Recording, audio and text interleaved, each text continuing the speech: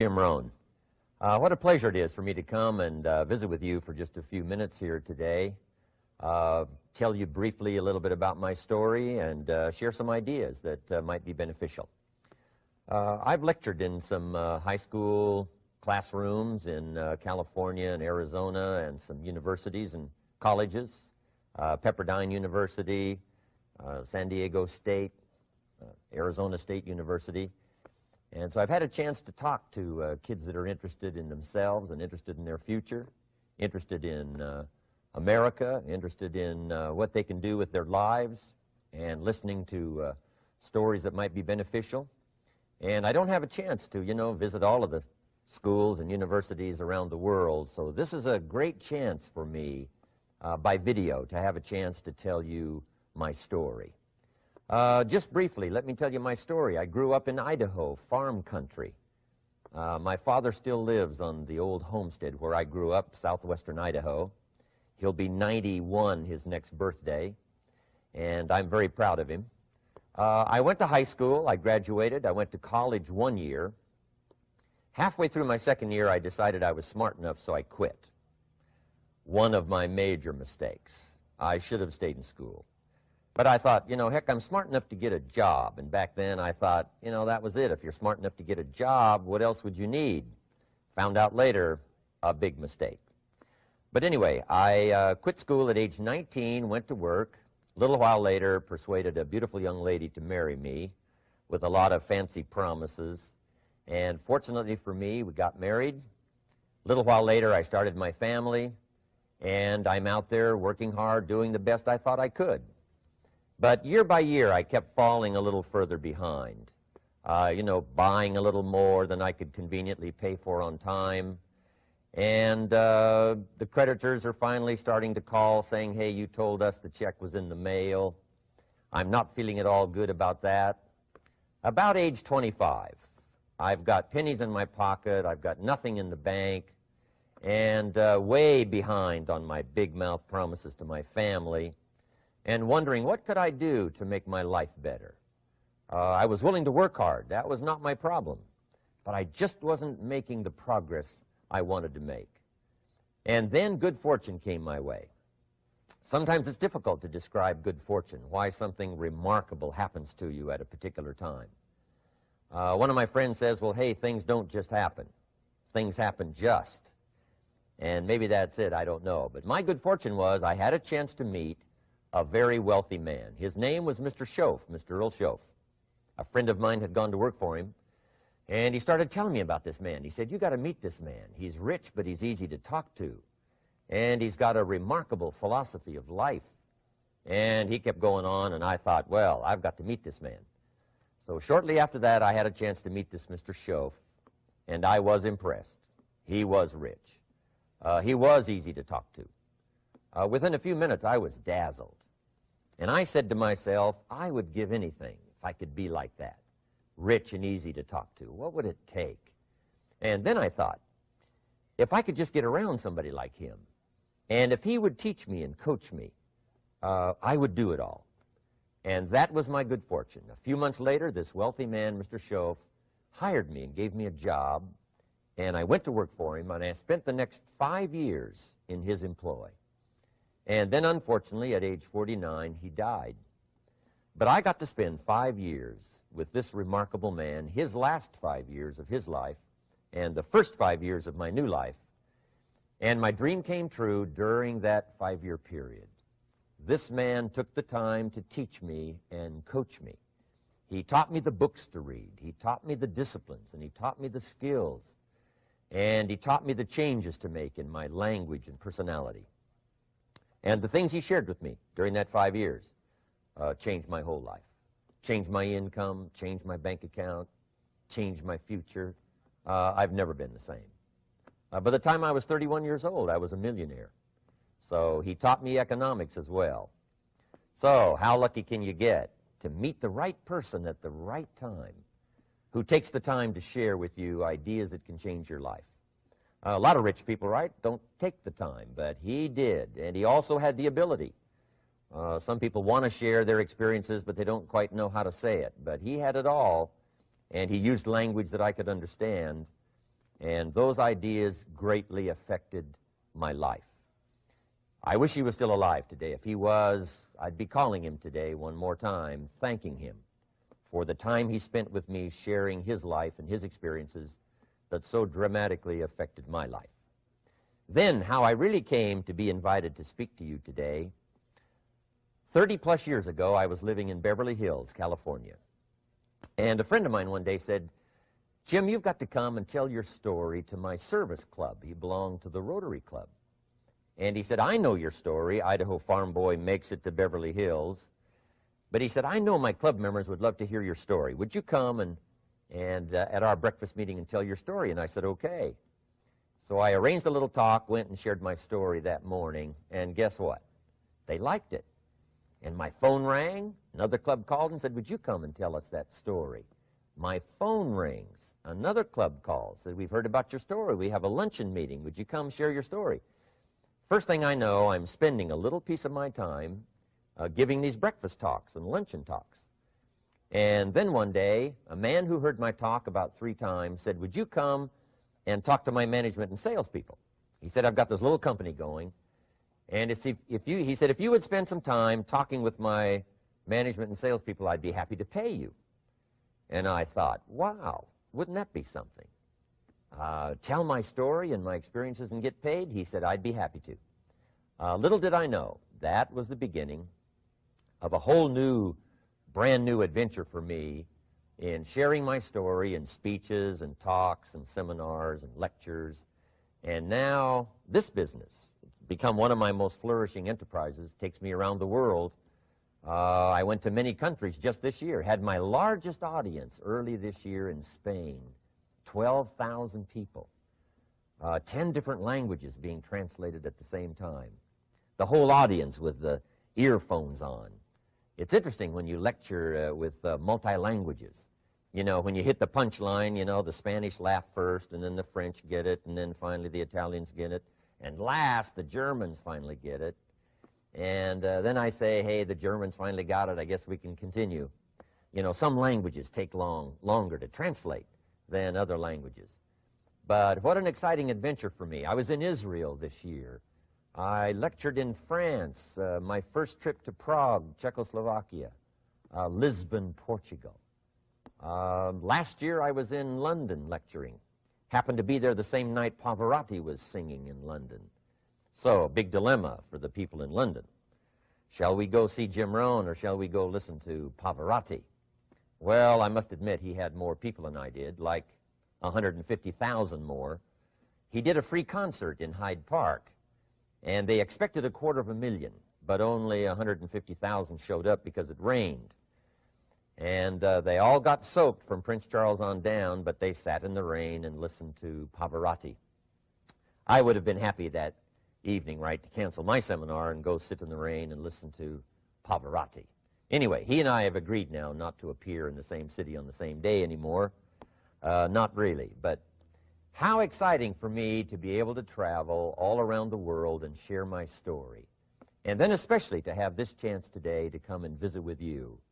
And when I get a chance to speak at a high school class or a university class, I'm always excited about it.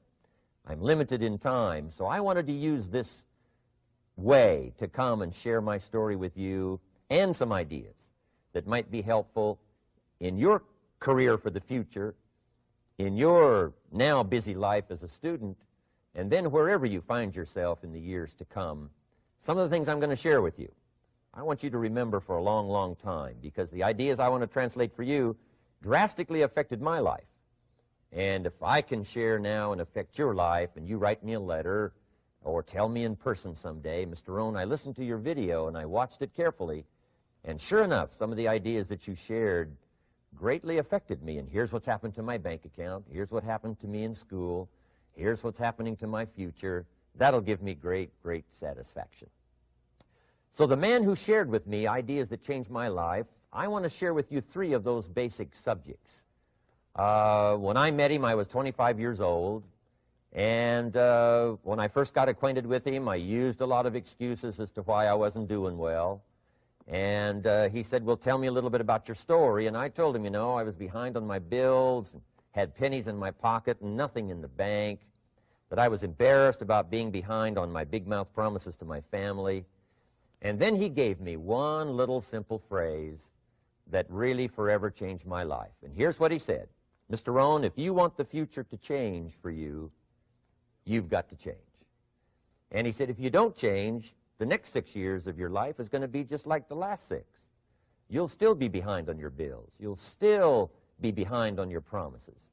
But then he gave it to me in the form of a promise. When I was 25 years old, I've remembered it all these years, and I've shared this promise now with probably over 3 million people in the last 30-plus years. And it's going to be valid for you, so listen carefully to this promise. My teacher said to me, young man, if you will change, everything will change for you. If you will get better, everything will get better for you. What a clear message that was for me.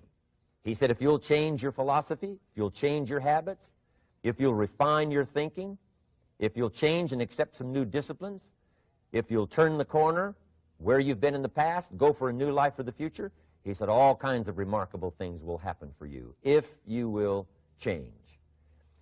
Before I met Mr. Schoaf, I used to cross my fingers and say, I sure hope things will change. I was hoping the government would change and the tax structure would change and that my boss would change and pay me more money. I was hoping that, economics would change and prices would come down. And I was hoping that circumstances would get better.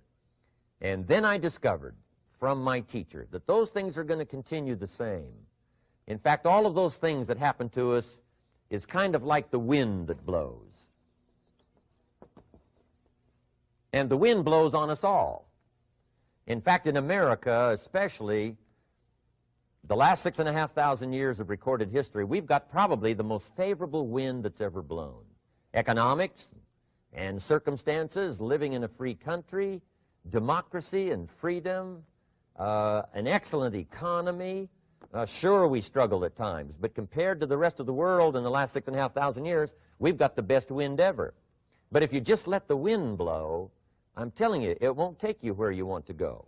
All of us must use this wind to take us to the dreams we've got, to the equities we want, to the money we want, to the income we want, and to all the things we want our life to have. This is where we want to go, and we've got a good wind, but we must not leave our future just to the wind, just to the economy, just to the structure of the way things are happening today. Here's what we must learn to do, and that is set a good sail. And if you'll learn to set a good sail, and that's what my teacher taught me in those early days. He said, Mr. Rohn, the wind is going to blow however it's going to blow. Politics are going to be politics, and the economy is going to be the economy. And however it turns out, that's the way it's going to be. What you must learn to do is not to wish for a better wind.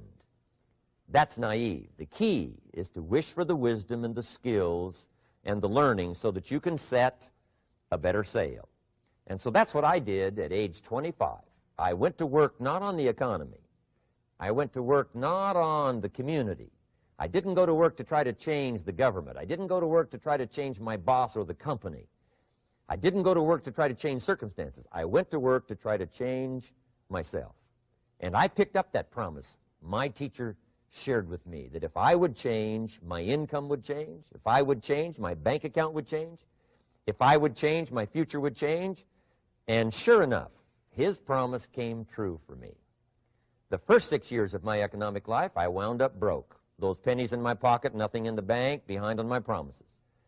The second 6 years of my economic life, I wound up rich.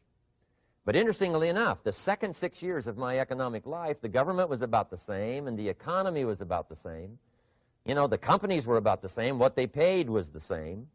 Circumstances around me were the same. My negative relatives were the same. But I was not the same. That's how my life changed. And that's how things started working for me, changing my life all those years ago. So that's what I wanted to share with you to begin with, this beginning of what Mr. Schoaf shared with me, that if I wanted my life to change, this was what I was going to have to do. And so he broke it down into 3 subjects that really made an impact on my life, and I want to share those with you. The first subject he called personal development. And the second subject he called setting goals. And the third was how to become financially independent. And I'd like to give you just a few clues from those three major subjects that so dramatically affected my life. And let's get started. The first one is personal development.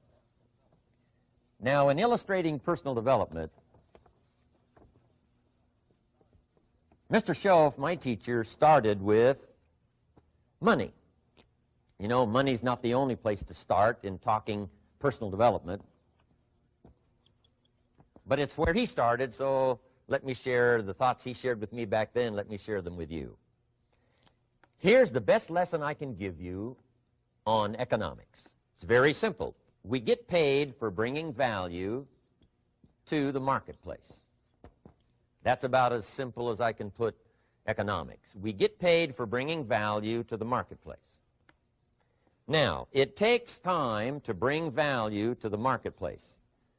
However, we do not get paid for time, so we cross that out. Mistakenly, the man says, I'm making about $20 for an hour. Not true. If that was true, you could just stay home, right, and have him send your money. So that's not true. We don't get paid for time. We get paid for value brought to the marketplace. Now, since that's true, here's one of the key questions of my talk to you today. Is it possible to become twice as valuable to the marketplace and make twice as much money in the same time? Is that possible? The answer is yes.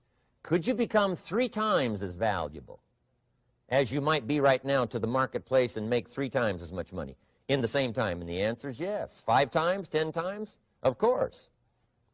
America is unique. It's a ladder to climb. It starts down here, let's say, at $5 an hour, and it keeps going up. Top income last year, $80 million. The guy who runs Coca-Cola. Now, that's a heck of a ladder. That's why everybody wants to come here, right? The boat people are not headed for Vietnam. People haven't plotted and schemed for 50 years saying if I could just get to Poland, everything would be okay. Not true. Everybody wants to come to America. And the reason is because we've got the best wind ever blowing in our favor. We've got the best economic opportunity anybody's had in 6,500 years. And all you have to do is understand it and take advantage of it. Now, there's some key questions to ask here. Why would the marketplace pay someone only $5 an hour? Very simple answer. They're not very valuable to the marketplace. Now, we must underline to the marketplace. This person might be a very valuable brother. Yes. Member of the family, valuable. Yes. Valuable member of the church, of course. Valuable citizen of the country? Yes. Valuable in the sight of God? No doubt. We're all of equal value in the sight of God. But if you're not very valuable to the marketplace, you don't get much money. You say, well, it shouldn't be that way. Well, then you got to start your own country. You know, this one's been in process for 200 years, and this is the best we've been able to come up with so far. But here's the key. You don't have to stay here.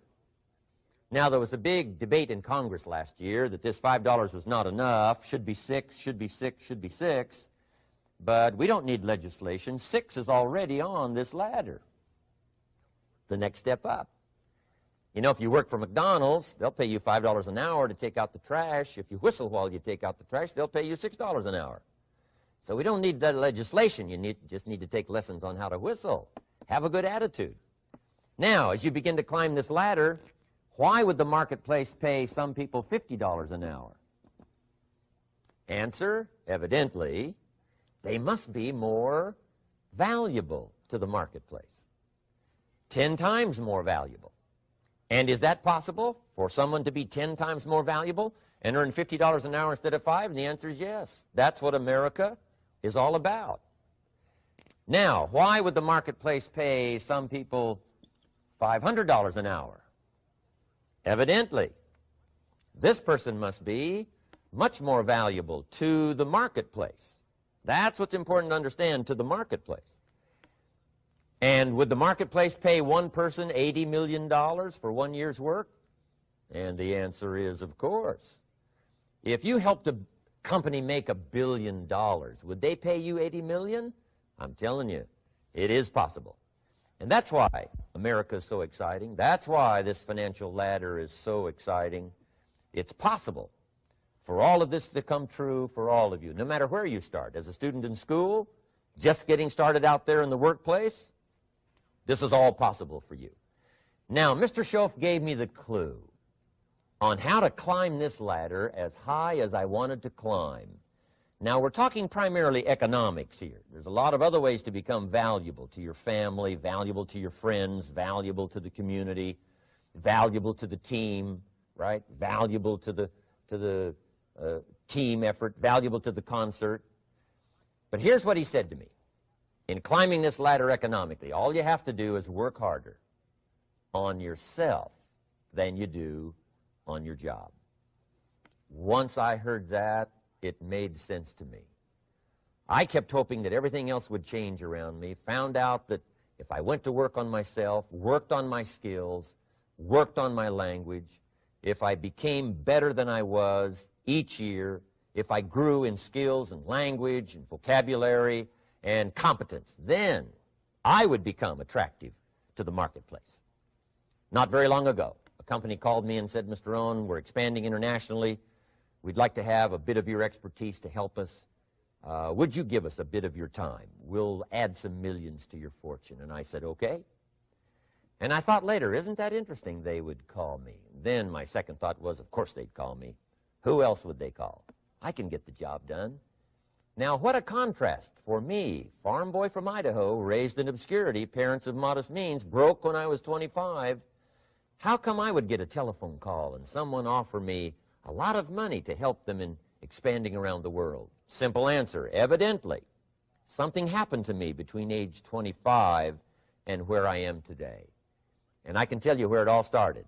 From my teacher, Mr. Schoaf, who said to me, we don't have to change what's going on out there. That's the wind that's blowing. All we have to do is change what's going on in here. And now there's several ways to do that on personal development. And let me give you those ways. Here's the first one. We must learn from personal experience. Pretty simple. Learn from what happens to you. Take a look back over the last few months. Did you make some mistakes? How could you correct those for the future? Take a look back over the last year. Have you done it right or done it wrong? Let's correct it for the next year. Learn from your personal experience. Mr. Schoaf asked me when I first met him, he said, Mr. Rohn, how are you doing? You've been out there now 6 years. And I said, I'm not doing very well. He said, I suggest you not do that anymore. What a simple, swift analysis to my situation. He said, if you keep doing it, the next 6 years will be like the last 6. You don't want that to happen. Let's make the changes. So learn from your personal experience. Now, here's number 2, why I came to share this video experience with you today. And that, I call it OPE, other people's experiences. That's me, other people. That's your teacher, other people. That's your friends and colleagues, other people. The people you meet that can pass along to you their experiences, what's happened to them, the mistakes they made, how they corrected them, how they changed their health and changed their bank account and changed their income and changed their future. That's it, other people. Now, there's 2 kinds of people to learn from. One is failures. It's too bad failures don't give seminars, right? That would be valuable. Bring your notebook, have them tell you how they lost it all and threw it all away, threw their health away and threw their friendships away and things didn't work out well. That would be valuable. But now then we must also learn from positive, people that have done well. They've got the health, and so we ask them, how did you become so healthy? They've got the skills, so we ask them, how did you become this skillful? They've got the income, so we ask them, how did you get here in such a short period of time? So now here's what's important in personal development. In learning from other people, we learn, number 1, by observation. We learn what we see. We watch people that are successful in what they do. In sports, we watch their disciplines. In business, we watch their disciplines. By observation, what we can see. The reason I created this video is something that you could see someone's experiences translated for you. Second, we learn by what we hear. I've got some of my lectures on cassette tapes, so you can take them with you wherever you go and learn by listening. Turn your car into a mobile classroom and listen. And then listen to the sermon on Sunday morning. Listen to the lectures. Listen to the teacher. Listen to someone who's got something good to say. And then number 3 is vitally important on personal development, and that is read all the books you can possibly read in your lifetime. Mr. Schoaf got me started on my library. I've got one of the better libraries. Haven't read everything in it, but I feel smarter just walking in it, my library. At least I was smart enough to buy it. Now I got to be smart enough to read it. And then, of course, I got to be smart enough to decide what's valuable and then do it. But this one is very important. Become a good reader. Some books that helped change my life. Mr. Schoaf recommended, of course, the Bible. And my parents made sure I was a pretty good scholar by the time I was 18. That's been so beneficial for me, drawing from those illustrations, reading about those stories, people who made it and people who didn't make it, and what the difference was. And then other books that helped to really change my life. One called Think and Grow Rich by Napoleon Hill. And then a book that helped me become financially independent by the time I was 31. And that book is called The Richest Man in Babylon by George Clason. And I'm going to share a little bit of that book with you when I get to financial independence today, our 3rd subject. But I started reading the books, attending the classes, making sure that I got in front of people that had something good to say. And then I started keeping a journal. One of the major things my teacher taught me was to keep a journal. He said, don't trust your memory. If you hear something good, just make a little note and write it down. Now, at first I took, notes on pieces of paper and torn off corners and backs of old envelopes. And it didn't serve me well, thrown in a drawer. Then I learned to keep a journal, a bound copy of all my notes. So I would suggest you do the same. Things that impress you, a poem that impresses you. When you attend a class, some of the ideas that impressed you, jot them down. You read something in a magazine, right? Some ideas. Take those out, put them in your journal. Keep a good journal the rest of your life. This will serve you well. My journals make up a significant portion of my own library. And if you saw my library and saw my journals, I tell you what you'd have to say. This is the library, and these are the journals of a very serious student. No wonder Mr. Rohn is invited to lecture and speak on his experiences around the world.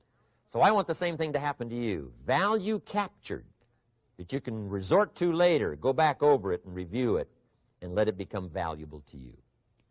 So that's my first subject, personal development. Work harder on yourself than you do on your job. Develop the skills. Learn the lessons. Take the classes. Absorb all that is being taught to you these days.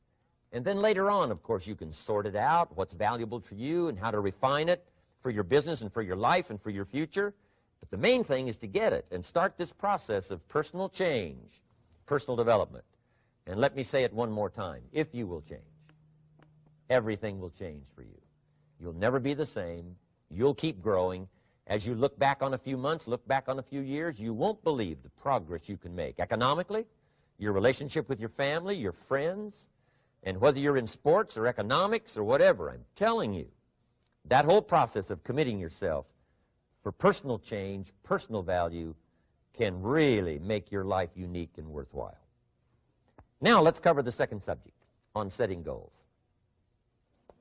Mr. Schoaf gave me some tips on setting goals that changed my life forever. And I want to share those with you.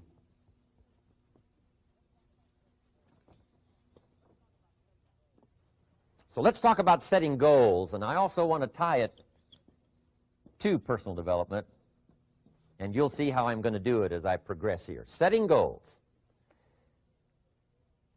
We need to take a look into the future.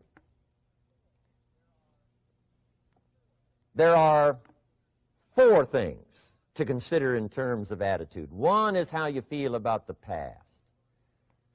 Best advice I can give you on that is treat the past as a school. Let it teach you the mistakes you've made, the things that went wrong, the things that didn't work. Don't use the past as a burden to carry, and don't use the past as a club to beat yourself to death. Past losses, past failures, past mistakes. But let the past be a school. Tough school maybe. We've all been through some tough stuff. So if you feel good about the past, draw from it for experience and let it teach you. Then next is how you feel about the future. We've got to have the future well designed. The future is called the promise. And here's what we teach in our leadership series. The promise of the future can be an awesome force for your own future. The promise of the future, designing the future. There's two ways to face the future. One is with apprehension, and the other is with anticipation. I promise you, in my travels around the world, most people face the future with apprehension. And here's why. They don't have it well designed. They've sort of left that up to someone else to fix. But here's the best way to face the future, with anticipation. And you can face the future with anticipation if the future is clear, if the future is well designed. And I would like to have you consider some thoughts with me that help me to really change my future by giving it some thought and some consideration. And here it is. In setting goals, it's very simple. Number one, decide what you want. You just take a little time. You sit down and say, what do I want? What kind of skills do I want? What kind of income do I want for the future? What would I like? Where would I like to go? Places I'd like to visit. Habits I'd like to acquire. Skills I'd like to have. You just take a little time to think about what you want. Economics, friendships, people you'd like to meet, places you'd like to go. You just take some time. And then I suggest, when you've thought about what you want for the future, make a list. Just jot it all down. It's really a very simple process. And then here's number three. Keep all the old lists. I'm telling you, this served me so well, keeping my old list of goals. I look back now 10, 20 years ago at goals I set, lists I made, and I smile now because here's what I thought was so important, 20 years ago. Now some of those things aren't even on my list. I've got a new list. I've grown. I've changed. I've matured. But I give you that advice. Decide what you want. Number two, write it down. Number three, keep the old lists. And then here's number four. When you get something that's on one of these lists, check it off. Part of the fun of having a list is checking it off. And then if you can add some drama to checking it off, see, that's what really helps. I set a goal to go to Spain many, many years ago. And when I finally made my first trip to Spain, I had that journal with me that had that list in it. And while I had my journal on my lap, waiting for the wheels to touch down in Madrid, I waited until the wheels touched the runway, and I checked it off, just adding a little drama. So part of the fun of having a list is checking it off. Now, here's what's important about the lists and designing your future. If the future gets clear, the price gets easier. Because you got to remember, for every promise, there's a price to pay. Everybody's got to pay the price. Everybody's got to do the deal. Everybody's got to do the disciplines. Everybody has to pay.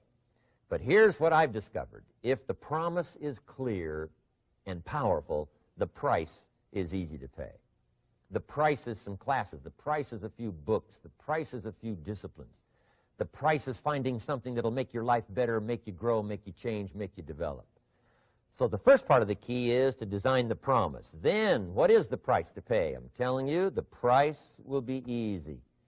Anybody in my audience can pay it, no matter where you are, where you come from.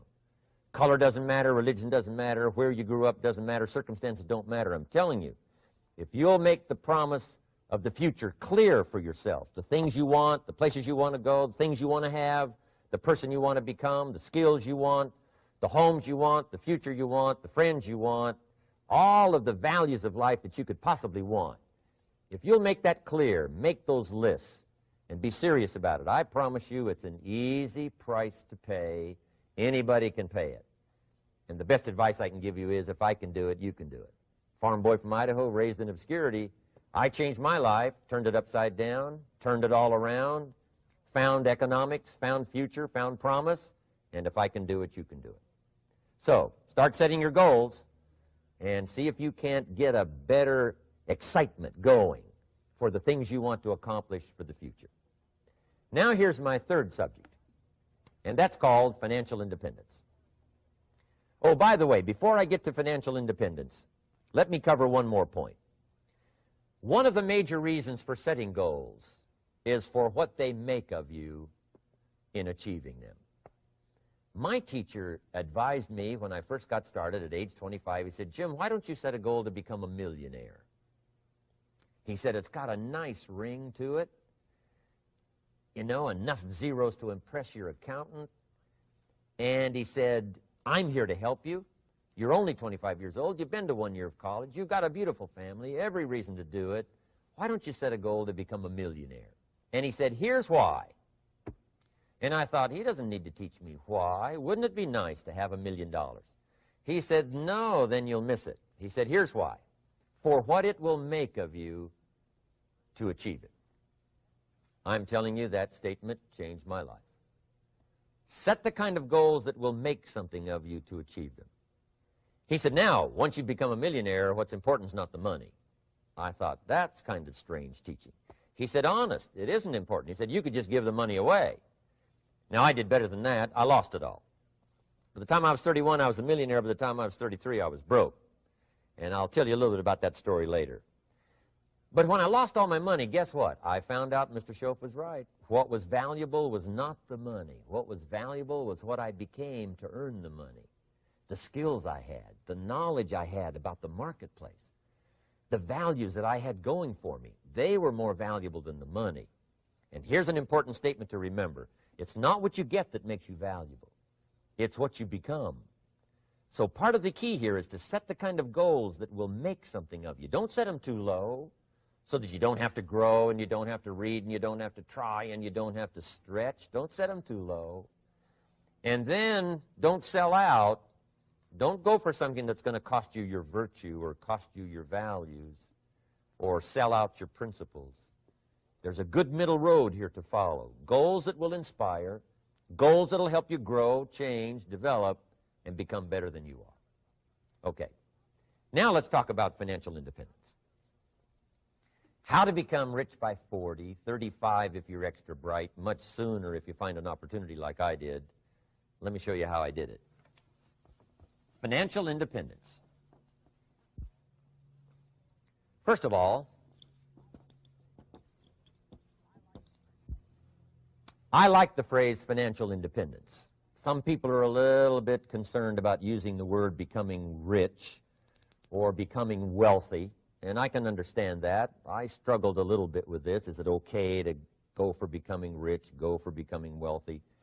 And maybe that's a bit too strong a word or strong a term. So here's what I've come up with that I think is comfortable for me, and that is how to become financially independent. I think it's every person's heritage here, especially in America, to become financially independent. Now, let me give you my definition of financial independence. Financial independence is the ability to live from the income of your own personal resources. Financial independence. Now, it depends on how you want to live. If you need $2,000, $3,000 a month, if you need $4,000 or $5,000 a month, if you need $10,000 a month, some people may need, $100,000 a month. But whatever you would need to live, and you could earn that living from the income of your own personal resources, that's what I call financial freedom, financial independence. And let me show you how to acquire it. If you start at age 15, between ages 15 and 35 is 20 years. And in my personal opinion, based on my own studies and my own experience, 20 years, in my opinion, is enough time to become financially independent. If you're not, you don't live in the wrong country. Probably what's happened is you have the wrong plan. And it's easy to be a nice person with the wrong plan. I found that when I was 25 years old. I was broke at age 25, and I was a nice guy. You would have liked me. But I'm telling you, my plans up until then, especially my financial plan, left me broke. I totally changed it the next 6 years, and I became financially independent. So I know what I'm talking about. It is possible in a reasonable amount of time, 15 to 35, whatever, 20 years' time, enough time. You can do it in a much shorter period of time, like I did if you want to. But this is a reasonable enough time. But here's number one. First of all, you got to have the right philosophy. Philosophy is our ability to gather knowledge and sort through it and decide what's valuable. to develop a philosophy about life, a philosophy about our health, a philosophy about our family relationships, a philosophy about economics. And if you develop the right philosophy, that's what helps to set this sail so that in 6 years it takes you where you want to go instead of winding up like I did that first 6 years of my economics, broke, no money, empty bank account. The right philosophy. Now let me give you a couple of philosophies to consider. Here's the first one. It's called the philosophy of the poor. And here it is. Poor people usually spend their money and invest what's left. That's the philosophy of the poor. Now here's the philosophy of the rich. Rich people invest their money and spend what's left. And here's the startling answer. It really doesn't matter what the amount is. What's most important is not the amount. What's really important is the philosophy. So I would ask you to adopt this philosophy of spending after you have invested. Invest first, then spend. And I've got a little formula that I'm going to share with you. Now, what should a child do with a dollar? I mean, there's a lot of debate going on, I'm sure, across the country on what a child should do with a dollar. Here's one opinion. It's only a child and it's only a dollar. What difference does it make? Well, in my opinion, it makes all the difference in the world. A person's economic future starts with a child with a dollar. Somebody says, oh, no, you're only young once. Let him spend it all. Well, when would you hope that would stop? Somebody says, well, wait till he's 50 and broke like me, and, and then he'll learn. Well, no, we don't want to wait that long. If I would have known earlier than age 25, I would have changed. In high school, if they would have had classes called Wealth 1, Wealth 2, I'd have taken both classes. I would not have waited until age 25. So, the earlier the better. So, what should a child do with a dollar? Here's the simple premise to begin with. Don't spend it all. And if a child wants to spend the whole dollar, you got to say, hey, don't spend it all. Don't spend it all. They'll say, why not? It's my dollar. I earned it. You say, I know you earned it, but don't spend it all. They'll still say, why not? Say, let me show you why not. So you put them in your car, take them to the other side of town, and show them where people live that spend the whole dollar. You just drive them around. Kids learn best by visual. Just drive around and say, would you like to live here? Kid says, no. Would you like to live like these people live? Kid says, no, no. Then you can't spend the whole dollar. So, kids will get the message. So, take them to the other side of town, show them around, unless you already live there, and then just show them around. Anyway, don't spend the whole dollar. Now, let me give you my best view of what to do with a dollar. And I promise you, if you started at age 15, now if you're over 15, right, you've still got plenty of time. You still got 20 years. If you're 30, you've still got 20 years. I mean, you still got plenty of time to start what I'm about to share with you. What to do with a dollar. Here's my first bit of advice. Never spend more than 70 cents. Never spend more than 70 cents. Now, you got to pick some number, and the number you pick is going to be determined by your philosophy. It's going to be determined by what you've been taught or your experience teaching yourself. When I first met my teacher, Mr. Schoaf, I was at about 110% of each dollar. I'm down at Budget Finance, hawking my furniture and my car one more time. And then I learned a whole better formula for financial independence. Number one, don't spend more than 70 cents. Now, kids say to me, well, okay, what do I do with the other 30 cents? And here's what I teach them. 10 cents for charity. Charity or church, or helping people that can't help themselves. 10 cents to support worthy projects. Projects that you feel good about. 10 cents out of every dollar. It's called being generous with part of what you've taken out of society. Now, in my opinion, nothing teaches us character better than generosity. No class, no teacher, no book teaches character better than generosity. And the best time to start is when the amounts are small. And I know if kids learn these lessons well, they'll give a dime out of a dollar, help people that can't help themselves, support worthy projects. Or if you belong to a church, they teach tithe, piece of. That's very important. Now, because when the amounts get larger, sometimes it's a little more difficult. You know, giving 100,000 out of a million, someone says, oh, if I had a million, I'd give 100,000. I'm not sure. That's a lot of money. So the time to start is when the amounts are small, 10 cents out of the dollar. Okay, next 10 cents I call active capital. Active capital means do something to make a profit. Active capital. Set aside a portion of your income. Wages are okay, but I'm telling you, wages will make you a living. Profits will make you a fortune.